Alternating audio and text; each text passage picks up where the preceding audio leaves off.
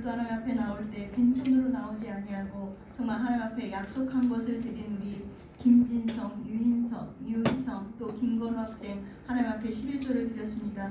하나님께서 정말 하늘의 문을 열고 하나님 아버지 이들에게 복을 쏟아부어 주셔서 정말 하나님께서 약속하신 그 복을 온전히 소유할 수 있도록 인도하여 주시옵소서. 또 월정원금 우리 송지현 학생 드렸습니다. 하나님께 약속한 것을 드렸사오니 하나님 아버지 우리 재현 학생에게도 하나님 아버지 늘 하나님의 복이 충만할 수 있도록 인도하여 주시옵소서. 감사원금 드린 우리 정승리, 김진식, 장시원 학생을 기억하여 주옵시고 날마다 하나님 앞에 감사할 것과 감사가 끊이지 않게 하여 주시고 하나님 주시는 그 감사로 인하여 정말 하나님 앞에 영광 돌릴 수 있도록 도와주시옵소서. 또한 하나님 아버지 우리 아이들 정말 하나님 앞에 영보함에 정성껏 영보한 손길들을 아버지 일일이 기억하여 주시고 어디에 있든지 정말 하나님의 그 복을 온전히 소유하는 우리 모든 학생들이 되게 하여 주시옵소서. 오늘도 하나님 아버지 귀한 시간 하나님께서 말씀을 증거하게 허락하셨사오니 말씀을 전하는 자의 입술에 기름 부어주시고 말씀의 지혜와 지식과 능력 더하여 주시고 또한 하나님 아버지 성령으로 충만케 하여 주셔서 말씀을 듣는 자와 전하는 자 모두가 동일한 성령으로 말미암아 듣고 깨달으며 하나님 앞에 아멘으로 화답할 수 있도록 인도하여 주시옵소서. 감사드리오며 예수님의 이름으로 기도드리옵나이다. 아멘. 말씀 한번 볼게요. 성경책 다 찾았어요? 그러면 마태복음 19장 30절 두 번만 하도록 할게요. 시작. 그러나 먼저 된 자로서 나중되고 나중된 자로서 먼저 될 자가 많으니라. 그러나 먼저 된 자로서 나중되고 나중된 자로서 먼저 될 자가 많으니라. 아멘. 이 말씀 요약을 함께 읽을게요. 시작. 예수는 우리를 구원하시는 구원자이시다. 예수의 피 흘림 없이는 구속이 없다. 먼저 된 자는 예수 이전 사람들을 말한다. 아벨은 죽었지만 그의 믿음은 살았다. 율법 아래 있던 사람들은 피로 제사를 드리라는 계명에 의해서 제사를 드렸지만 그 피가 죄를 사하지는 못한다. 그렇다면 예수의 피가 필요 없었을 것이다. 그들은 제사를 드림으로 믿음만 살았고 그들의 영은 죽어있는 것이다. 그러나 우리는 그리스도의 피에 대한 약속을 받아 구원을 받았고 믿음으로 의롭다함을 얻은 자들이다. 죄값은 사망이므로 예수께서 피 흘리셔서 죄값을 치르셨다. 죄는 그리스도의 피로 속죄를 받았지만 한 번 죽은 영은 다시 살릴 수가 없다. 죽었던 영이 사는 것이 아니라 예수로 인하여 사는 것이다. 은혜 시대에 사는 우리는 그리스도의 피로써 믿음도 살았고 영도 예수의 생명으로 살았다. 믿음만 살아있는 자들은 영은 아직 살지 않고 구원을 받으리라는 약속만 믿는 자들이다. 이들은 먼저 된 자로서 나중되고 우리는 구원을 받은 자로서 나중된 자 먼저 된 것이다. 아멘. 오늘 말씀은 먼저 된 자 나중된 자 먼저 된 말씀인데요. 예수의 피 흘림이 없이는 구속이 없어요. 우리가 성경을 읽더라도 여기에서 예수의 생명을 얻고 예수의 피를 부음으로 인해서 내가 예수의 생명을 얻는 거예요. 구약에 보면은 아벨이 하나님 앞에 양으로 제사를 드렸다고 말씀을 했어요. 그는 알지 못했을 때 아벨은 하나님 앞에 계명으로 그 명령을 받아서 피로 제사를 드리라라는 그 명령을 받은 게 아니고 우연히 하나님 앞에 예배를 드리게 된 거예요. 그의 믿음으로 그는 비록 죽었지만 그는 그 믿음만큼은 살아있다 말씀하십니다. 피에 대한 증거를 보고 우리가 이렇게 제사를 드렸는데 그 영혼은 그 아담의 그 범죄함으로 그 영혼은 죽었어요. 율법에 있던 사람들은 이제 아담의 시대가 지나가고 모세가 하나님 앞에 계명을 받아서 그 피로 제사를 드리라고 말씀을 해서 이제 그들이 율법으로 이제는 제사를 드리라라는 명령만 받고 이제는 제사를 드리게 된 건데 이때는 그들의 믿음은 육체는 그들은 다 죽었어요. 다 죽었지만 그들의 믿음만 살았어요. 아브라함이 아들 이삭을 바칠 때 하나님께서 내 아들을 바치라 말씀을 했고, 또 그에게 하나님께서 그 믿음을 보시고 그에게 손을 대지 말라 했을 때 뒤에 그 양이 숯불에 걸려 있어서 아브라함이 그 양을 하나님 앞에 드릴 때 그는 무언가 명령을 받고 제사를 드린 게 아니에요. 아들 대신에 그 양을 잡아서 그 피로 하나님 앞에 드렸던 거예요. 그렇기 때문에 그들은 우리보다 먼저 된 자들이에요. 예수 이전 사람들은 우리보다 먼저 됐지만 우리보다는 나중된 자로서 하나님 앞에 나온다는 거예요. 예수 그리스도가 오시기 전까지는 어떤 누구도 구원을 받을 수가 없어요. 사도행전 4장 12절에 보면 천하 인간에게 어떠한 이름도, 구원받을 만한 어떠한 이름도 준 적이 없다고 말씀을 했습니다.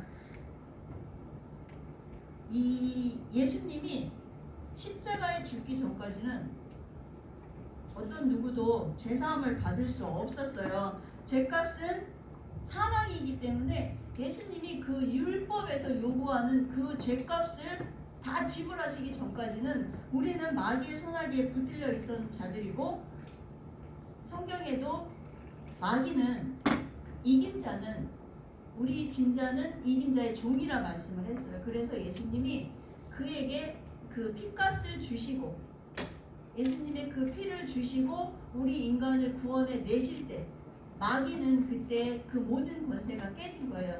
예수님 오시기 전에는 마귀의 종으로서 우리가 살았지만 예수님 오시고 난 이후에는 예수님이 그 마귀의 권세를 깨뜨렸고 우리를 거기에서 구원을 해내셨는데, 이제는 예수 이웃 사람들은 이제 불신앙만 남아있는 거예요.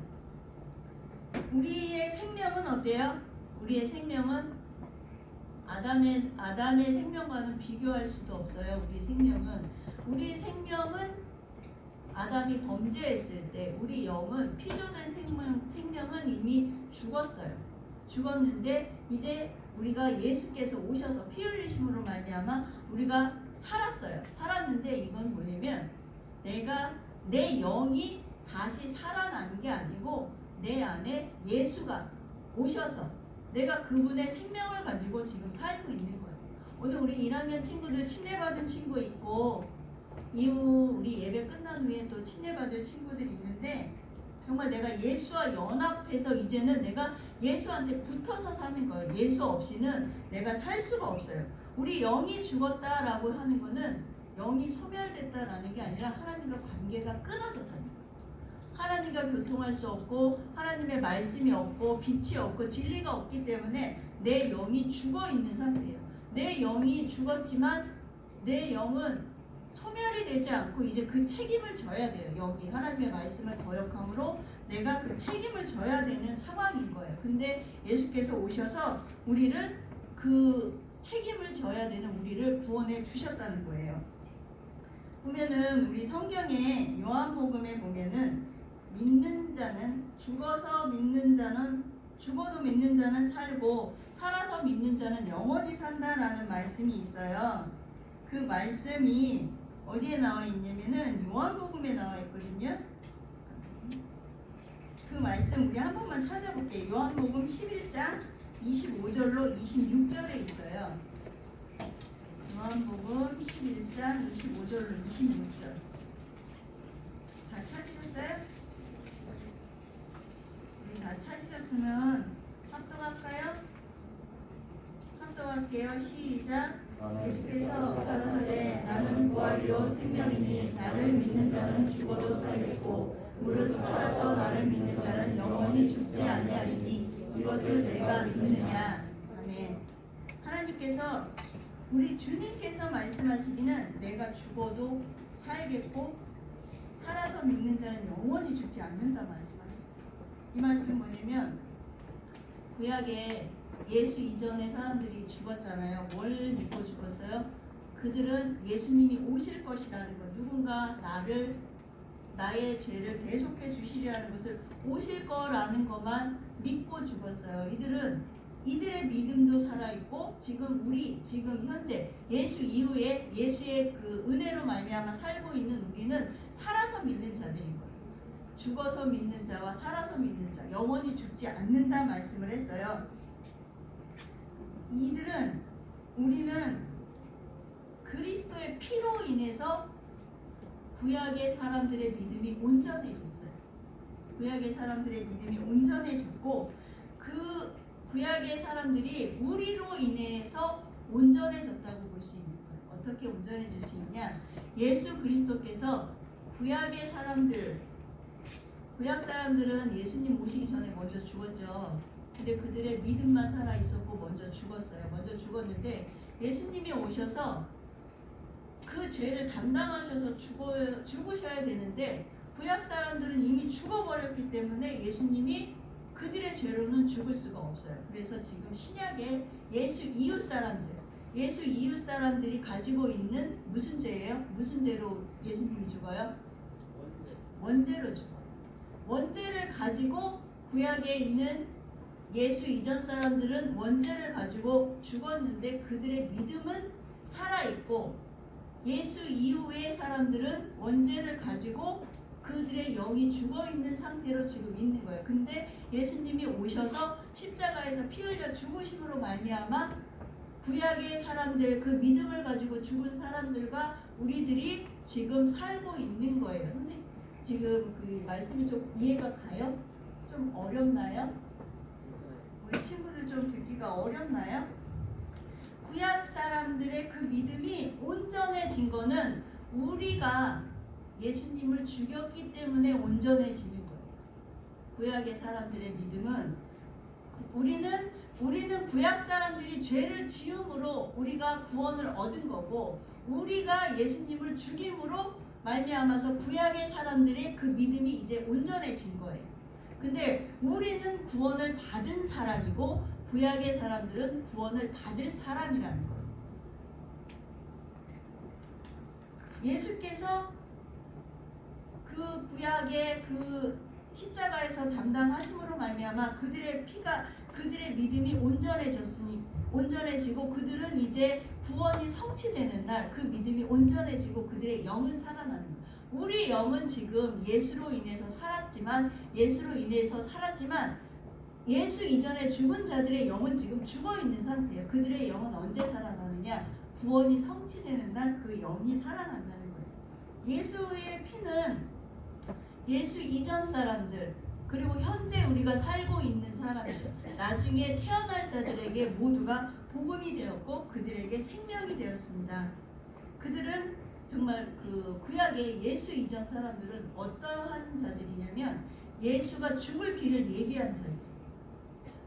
우리는 지금 신약에 있는 우리는 예수가 죽는 것을, 예수한테 그 죄를 주고 예수가 죽을 수 있도록 도와준 자들이고, 구약에 있는 자들은 예수가 죽을 길을 열어주신 거예요. 예수님이 죽음과 부활이 없이는 하늘 보좌 영광에 들어가실 수가 없어요.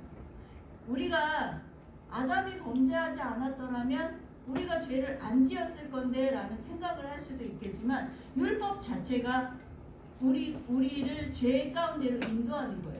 그 죄가, 예수님이 죄가 없기 때문에 인간의 그 죄를 담당하시고 죽으셨고, 예수님이 하늘 가신 다음에는 정말로 그 인간이 예수님 죽을 길을 위해서 쓰임 받았잖아요. 그랬을 때 예수님이 내가 너희를 버리지 않고 내가 아버지께로 가서 내 아버지 집에 너희들의 처소를 예비한 후에 내가 다시 너희한테 돌아올게 라는 그 은혜의 약속을 주고 가셨어요. 그래서 우리는 지금 그분이 오시기를 기다리고 있는 자들인데, 우리가 전도할 때 뭘 전도를 해요?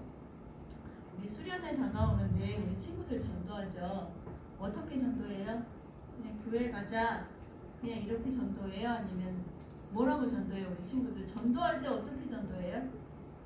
전도할 때 뭐라고 해야지만 우리 친구들이 잘 올 수 있을까요? 네? 모르겠어요? 대답이 안 들리네. 전도할 때 뭐냐면 내 죄 사함 받았으니까 나오라는 거예요. 예수님이 십자가에 죽으심으로 말미암아서 우리가 이제는 그 원죄에서 해방되었는데, 우리가 지옥에 갈 수 있는 거는, 지옥에 왜 가냐면 불신앙 때문에 가요. 믿지 않아서 간다 그랬거든요. 전도할 때 너 원죄에서 죄사함 받았으니까 너 이제 거기서 나와. 마귀에게서 나와 이거예요. 우리가 전도하는 거는 거기에서 나오는데 내가 그 의지를 사용해서 믿느냐 안 믿느냐 하는 거예요. 내가 지금 믿느냐 안 믿느냐. 내가 지금 믿음으로 말미암아 구원에 이르느냐 믿지 않음으로 말미암아 멸망에 이르느냐 말씀하시는 거예요. 우리가 예수님이 우리에게 정말 그 생명을 주셔서 우리가 그 생명으로 이제 사는데 예수님의 육체와 우리 육체가 똑같아요? 달라요? 예수님의 육체와 우리의 육체가 똑같아요? 달라요? 예수님의 육체와 우리 육체가 달라요. 예수님의 육체는 영이세요. 말씀이세요. 그래서 아담이 범죄했을 때 뭐가 죽었어요? 영이 죽었죠. 아담의 영이 죽은 것과 예수님의 그 육신이 죽은 게 동일한 거예요. 영은 영으로서 그 죄를 갚을 수가 있거든요. 우리는 이미 죽었기 때문에 누구의 죄도 우리가 대신 갚을 수가 없는데 예수님의 그 육신은 말씀이시기 때문에 영이시기 때문에 아담의 영을 담당할 수 있는 거예요. 아담의 영을 담당하셨기 때문에 우리가 지금 살고 있는 거고 그분은 예수님은 죽으셨을 때의 모습과 지금의 모습이 똑같아요. 예수님을 우리가 나중에 천국에 가서 만나겠죠. 그때 보면 예수님이 십자가에서 죽으실 때 그 상처가 그대로 있다고 말씀했어요. 근데 우리는 어때요? 부활할 때 어떤 모습으로 변할 것 같아요? 우리 이 육체가 부활이 돼야 안 돼요. 우리 육체는 없어요. 우리 육체는 사라지고 내 영이 호련히 변화가 된다고 말씀을 했어요. 내 영이 변화가 돼서 하나님을 뵙는데 그것과 같이 예수님의 육체와 나의 육체는 달라요. 뭐만 똑같아요? 인성이 똑같아요. 예수님의 그 가지고 계신 인성과 우리의 인성이 똑같다고 말씀을 했어요. 구약에 보면 엘리야도 우리와 같은 성정을 가진 자라고 말씀을 했거든요. 예수님이 정말 하나님 앞에 죽으시는 것, 복종하시는 것, 겸손하신 것, 순종하신 것, 이 모든 것들이 예수님한테 우리가 그 배워가면서 나아가는 말씀이고 우리 영이 정말 그 예수로 인해서 살아났고 우리 영이 온전해지는 건데 우리가 지금 이거를 믿고 있는 거예요. 그래서 먼저 된 자, 나중 된 자. 지금 우리 신앙생활 할 때 어때요? 우리 친구들 신앙생활 할 때 모태신앙도 있고 전도돼서 온 친구도 있고 신앙생활 한 지 오래된 친구들도 있죠. 근데 우리의 믿음이 시간이 지나면 어때요? 무뎌지죠. 많이 무뎌져요. 우리의 믿음이 처음 믿을 때처럼 뜨겁지가 않아요. 근데 우리 친구들이 전도해서 오는 친구들은 어떨 것 같아요? 되게 뜨거워요. 되게 뜨겁기 때문에 그들은 늦게 믿은 만큼 하나님을 더 열심히 더 가까이 믿으려고 애렸어요. 우리 포도원에 어떤 품꾼들을 그 포도원 주인이 아침에 나가서 포도원에 들어가 일을 시키고 그 다음에 또 점심때쯤 나가서 그 일꾼을 또 데려다가 일을 시켰는데 저녁 때가 다가도록 놀고 있는 종들을 보고 주인이 그들을 데려다가 일을 시키잖아요. 그랬을 때 어때요? 그들은 처음 온 자나 나중 온 자가 똑같은 품삯을 받았어요. 왜 그랬을 것 같아요? 처음 온 자나 나중 온 자나 똑같은 품삯을 받았는데 왜 그랬을 것 같아요?